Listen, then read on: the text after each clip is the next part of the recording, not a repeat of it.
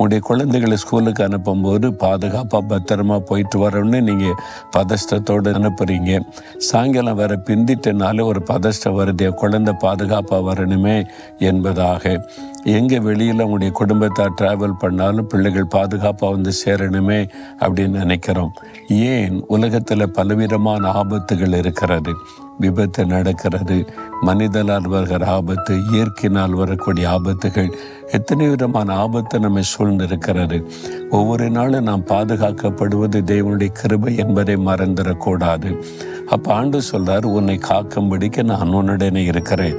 உன் கூட இருக்கிறல்ல, உன்னை ரட்சிப்பின் சந்தோஷத்தை தருவது மாத்திரல்ல, ஆபத்துக்கு விலைக்கு உன்னை பாதுகாப்பேன் அப்படின்னு ஆண்டு சொல்றார்.